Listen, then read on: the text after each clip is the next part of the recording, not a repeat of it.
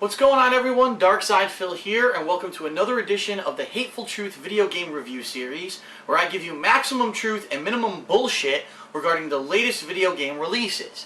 And today's review, once again, I know, is going to be highly controversial. It's one of those games that are polarizing, where you've got one group of people that really love it, one group of people that absolutely hate it, and no matter what you do when you review a game like this, you know that you're going to have mass disagreement, because you're going to have people who say it should be, oh, that's the best game ever. Oh, it's the worst game ever. Oh, you scored it too high. Oh, you scored it too low. And the same exact thing happened when I reviewed Halo 4, but that doesn't stop me from being honest and by telling you what I really feel about a game. So the game we're going to talk about today is Call of Duty Black Ops 2. The Call of Duty series, now a yearly thing, a yearly release, although it is alternating between two gaming studios with Infinity Ward and Treyarch. Well, this year it was Treyarch's turn.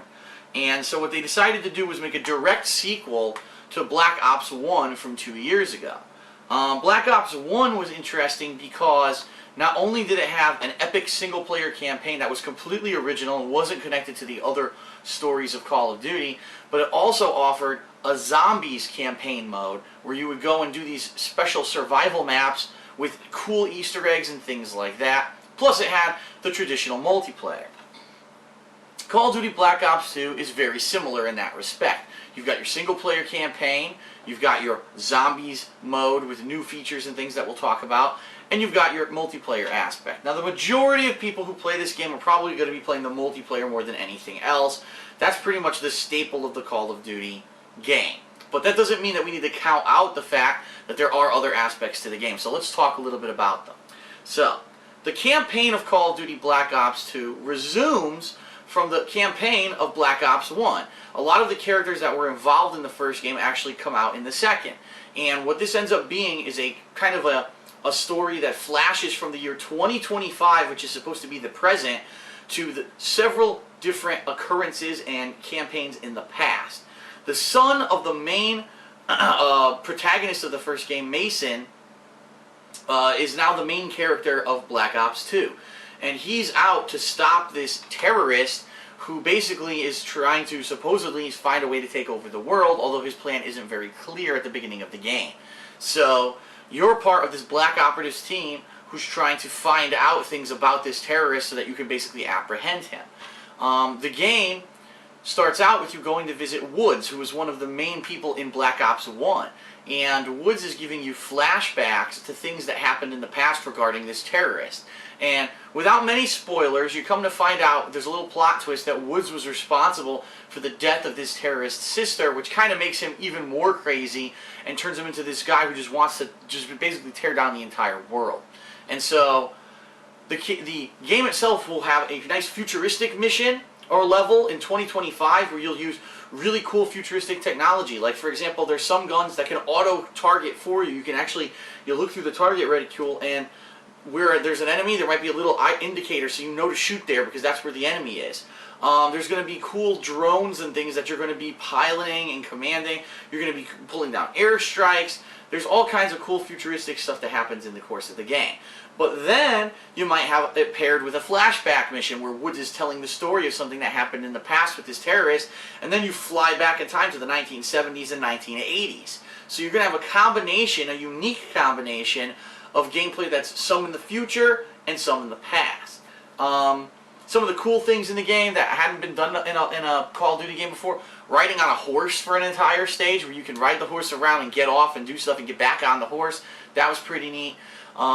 As usual, there are a few on-rail shooter portions of the game, parts of the game that are a little bit different than everything else. You actually get to pilot a couple different types of drones.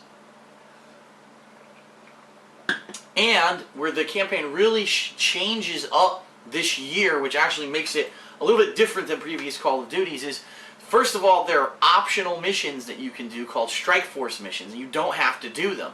But these missions are much more strategy-based than anything else. You actually get a bird's-eye view of a map, and maybe the objective is keep enemies away from certain points on the map. and you actually use your controller and your buttons to control squads of troops to move to certain areas and defend them. You can then actually assume the role of an individual troop if you want to try to do it from a traditional FPS perspective.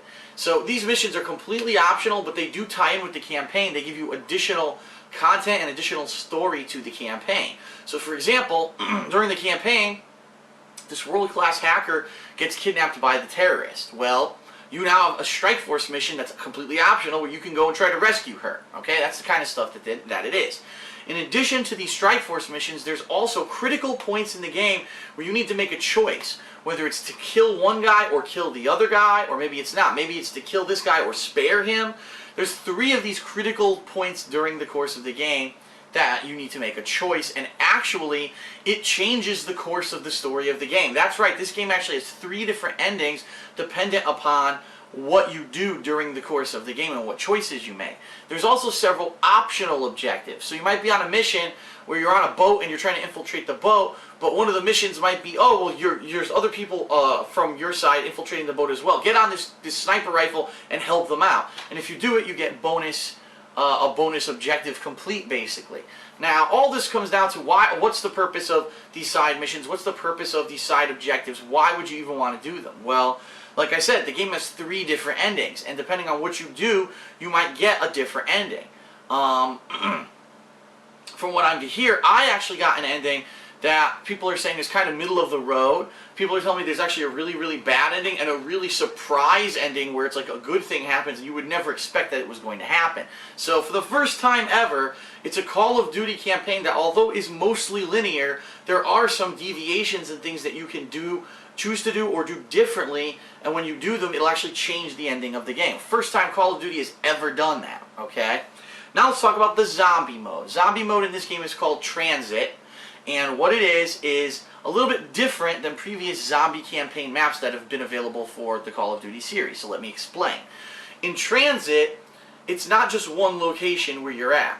There's actually a series of locations. There is a bus station, there's a diner and garage, there's a farmhouse, there's a power station, and there's a city, an actual city that's fallen apart. And what happens is there's a bus that is driving from location to location. And what you can do is you can either stay in one place and choose to fight the zombies that way, or you can actually fight some zombies, maybe grab some weapons or whatever from the area you're in, jump on the bus, ride it to the next area, and of course you're defending it from zombies on the way, and then the next area you maybe choose to hunker down and defend. Or maybe you'll choose to never hunker down, okay? It's a little bit different than the previous zombie maps, and it's cool, I think, that they put a twist on it like that, and there's a variation. Some new things in this zombie campaign.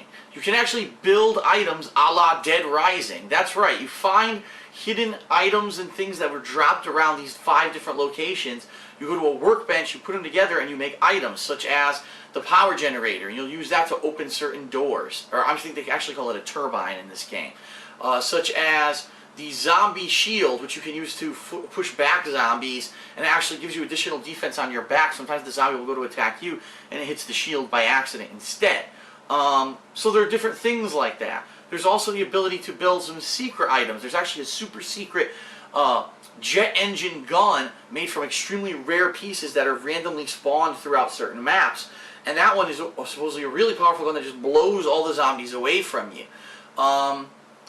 So, similar to the other zombie campaigns, if you've ever played one, your goal is to survive waves of zombies, okay? And that's just the standard plain vanilla way to play it.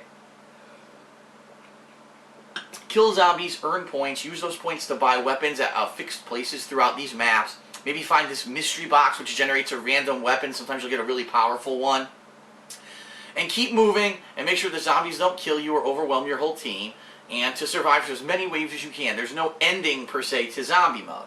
However, there is an Easter egg in this zombie mode, just like there has been in every single one of the Black Ops zombie maps up to now. So there's actually hidden items that you can find to create a hidden workbench and a hidden things that you're making.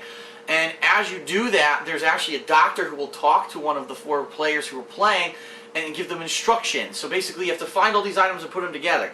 Then you have to get some turbines and put them next to it. Then you actually have to get this new enemy type who's the electric zombie. That's right, there's a cool new enemy type that when you turn on the power so that everything is powered up and you can actually use machines and things to get power-ups to survive, you also release this enemy that cannot be permanently killed called the electric zombie. And what it is a zombie made of electricity that you cannot shoot. You have to either melee it or use an EMP grenade to kill it. And if you lure that zombie towards this secret area, it'll then power up this whole thing and the Easter egg is enabled. So it's pretty cool. There's a lot of replayability in zombie mode even once you've gotten bored of just trying to survive, because you've got this whole hidden Easter egg thing that gives you added incentive. Just myself and my 3 friends who we played this game with, we played the zombie mode, we played it for endless hours. One day we played it for like 6 hours straight, and the next day we played it for like another 2.5 hours just doing that zombie mode stuff. Then in addition to that, there's actually a new mode called griefing. And what the griefing mode is it's you and another team of rivals against zombies, and the goal here is to make your team survive while the other team gets overrun by zombies. And you can do different things to actually fuck with them. Like if they're trying to revive someone, you can run up and start knifing them, and if you knife them, they can't revive the guy. They get like stunned. So it's pretty cool. And it's a competitive mode in zombies, which has never existed before. Is it anything like blow your socks off? You're going to want to do it more than a couple times? Probably not. We played each map once, we beat the team we were fighting, and we didn't give a shit anymore. But it's nice that they are trying to add new stuff into the game, okay? But as I said, the majority of time that you play Call of Duty Black Ops 2, you're probably going to be playing the multiplayer mode. So let's talk a little bit about that. What they've done with this game at this point is it's pretty much kind of like the epitome of all of the ranking up, custom loadout kind of stuff that you've done in previous Call of Duties. So you're going to fight online, you're going to earn experience points for doing certain things, whether it's getting kills, getting a certain kill streak, doing certain objectives, getting a certain amount of kills with a certain type of gun. And once you unlock these things to give you more experience, it's going to allow you to unlock your loadout, so you can pick different weapons, get a better gun. You can completely customize your kill streak, so once you get a certain amount of kills, you get perks for it. And it's interesting this year because unlike previous years, a lot of the things there's so many options. And for example, you could get an RC, RC car at like 300 points or 350 points. At 500 you can get an aerial drone, which is like a little airplane that you throw with a bomb on it, and it seeks out an enemy and kills them instantly if it hits them. And then maybe at 550 you can get care package. So that quickly you can get 3 kill streaks, which is pretty crazy. You can get them so quickly. I really like the fact that there's a lot of new customizations. There's actually new perks that, let's say, there's 3 perks, but you really wish you could use 2 in the first category, and the game doesn't let you up to now in Call of Duty. Well, now there are special perks that allow you to equip multiple perks in the same category at the expense of sacrificing one of the other categories that you cannot use at all. So that's another new addition to the multiplayer. But outside of all those little tweaks, the multiplayer is what it is. It's traditional Call of Duty multiplayer. All your favorite game modes are back. Team Deathmatch, Domination, Destruction, no, Demolition, sorry, Capture the Flag, Kill Confirmed, which in my opinion is the best game mode in the whole damn game. Because unlike stupid Team Deathmatch, where you can have some stupid asshole who just sits in the corner the whole game, and then all of a sudden you run in the room and he gets 1 cheap kill, and he doesn't care if he only gets 4 kills and 0 deaths, because at least he got his 4 kills and his kill-death ratio is amazing. Kill Confirmed isn't like that. It's about, sure, you have to kill the guy, but then you actually have to go get the dog tag too, which is extremely risky and actually prevents people from, not dying for extended amounts of time. Most people will be going for the dog tags and will be dying, which is good. Rather than being some wimpy bitch hiding off in a corner, you're going to actively be moving throughout the map the entire time. So I really like Kill Confirmed. I actually did like it better than the regular game modes and like Team Deathmatch. But the thing I really want to say, and I think there's been kind of a consensus about it amongst people who aren't like hardcore fanboys of Call of Duty, but at this point, it's just the multiplayer, the hit detection is awful, okay? It really is at this point. Someone needs to say it.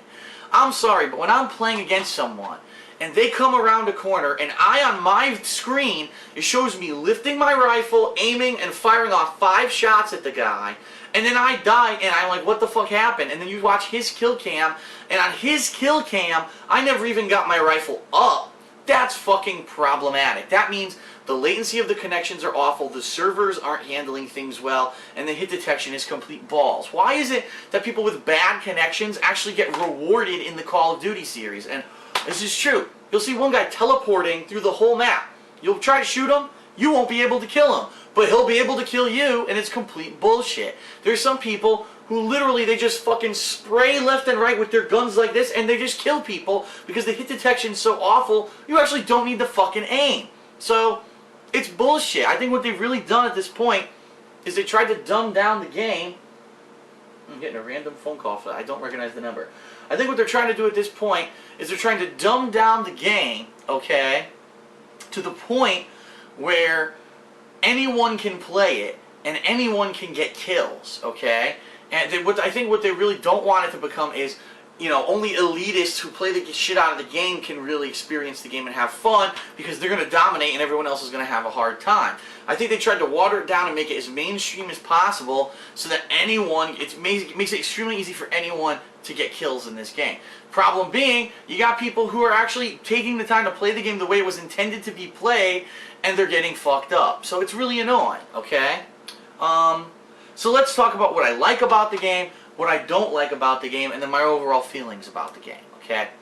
What I like about the game, well, I definitely like the fact that they are trying, at least on the Treyarch side. I can't say as much for Infinity Ward, but on the Treyarch side, every game that they come out with of Call of Duty, they're trying to improve it in some way.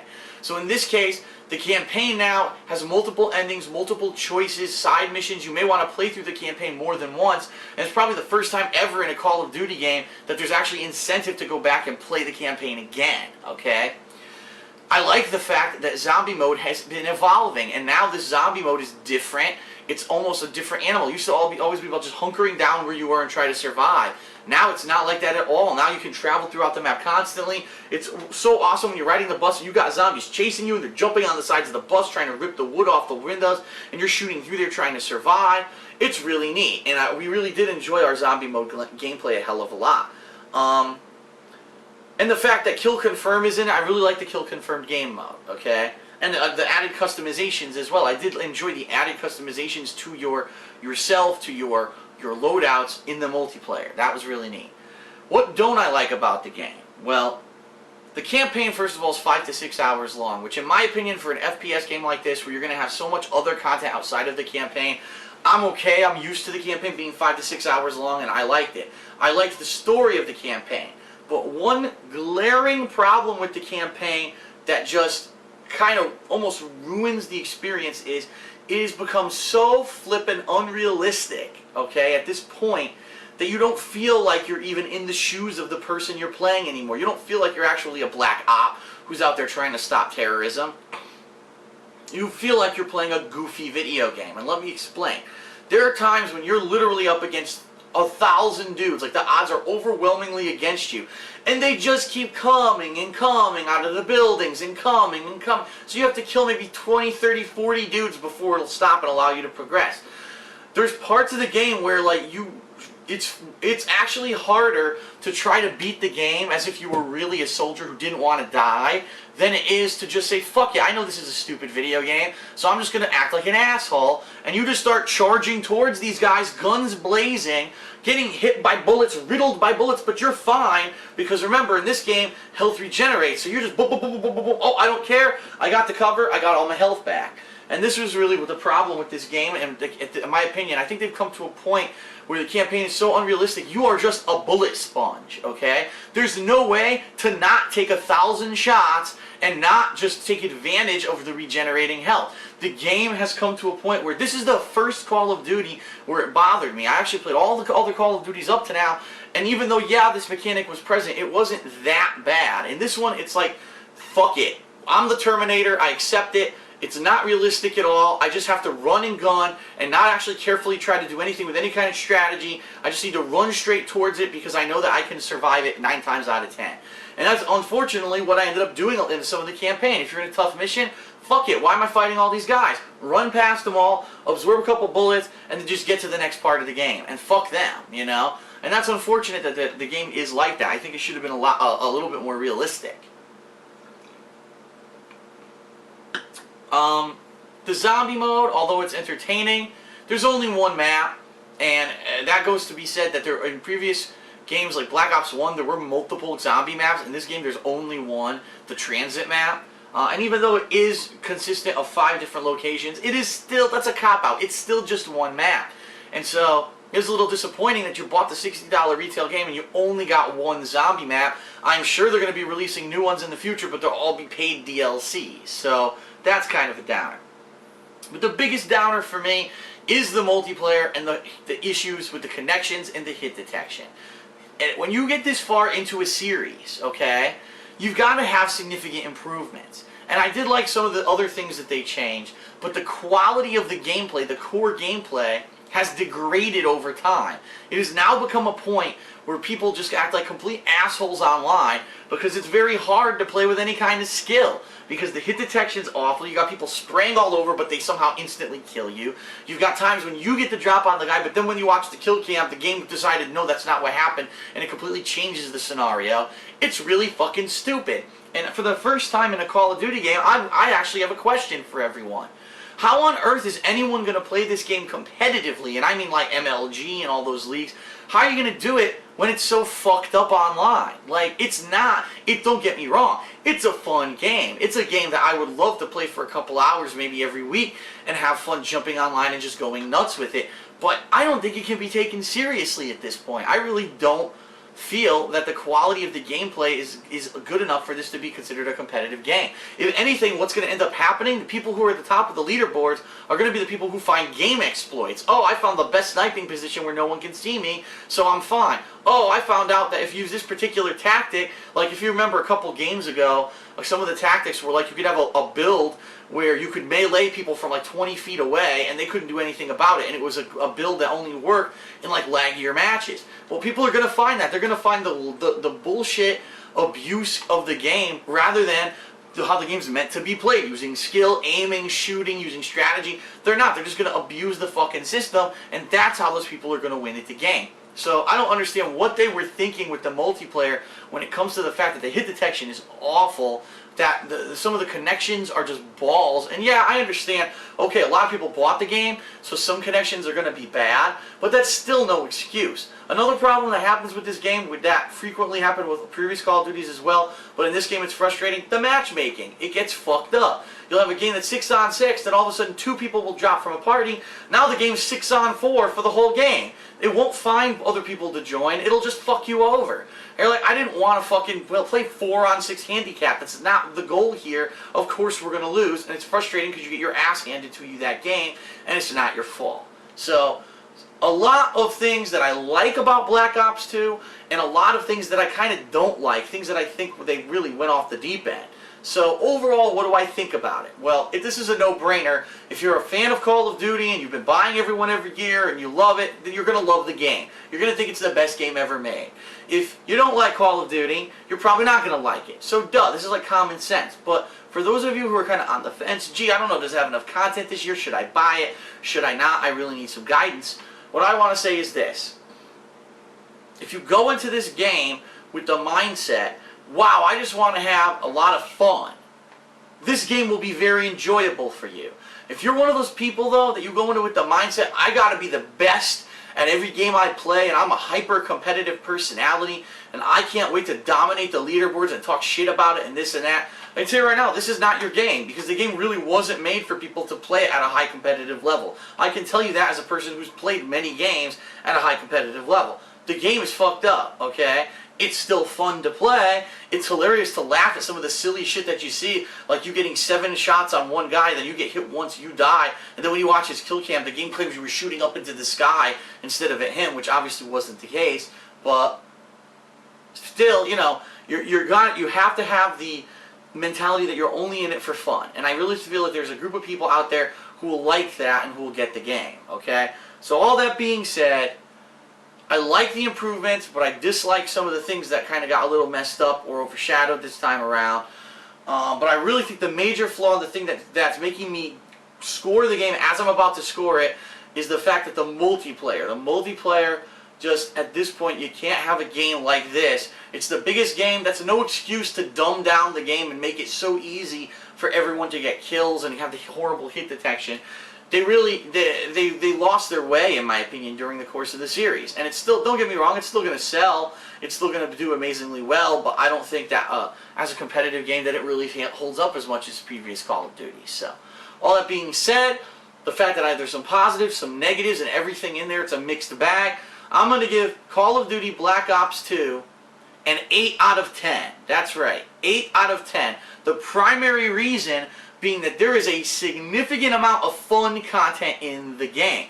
Yes, there are quips, there are quarrels, there are problems that I have with it, but it's still a hell of a fun package, and for $60, okay, that's a really great value that you're going to get a 6-hour campaign, probably several hours of zombie mode gameplay. You could get up to hundreds of hours of online play, and if you play it with the mentality of I'm just trying to have silly fun, you're going to love it. So I give Call of Duty Black Ops 2 an 8 out of 10, okay? Now the last thing I want to say before we close off the review is regarding the Nuketown 2025 controversy that's going on right now. So if you're not aware of it, let me get you up to speed.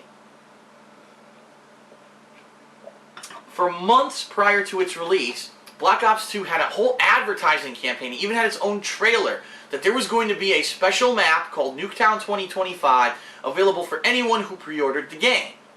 And as long as you pre-order it, you will have access to this map at all times, and it is a multiplayer map that is a very, very small confined area. It's actually a remake of the Nuketown map from Black Ops 1 that was a fan favorite. In this case, what they decided to do was take that match outside of the ranked matches and things like that and put it into its own playlist, okay? Its own playlist so that it's a 24/7, just that map with different game modes rotating on it.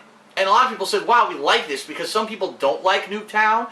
And so what would happen previously in Black Ops 1 is all the stupid-ass fanboys would vote every single time for Nuketown, Nuketown, Nuketown. And every time you went to play online, 75% of the time you were playing, you'd be playing on the Nuketown map, which was bullshit. So the fact that they took it out of the regular matchmaking and put it in its own playlist made perfect sense. But here's where the controversy comes in. Well, after this past weekend, which was the first weekend that Black Ops 2 had been released, and that they had actually done a double experience point weekend. Anyone who had played the game during the weekend got double experience for everything that they did.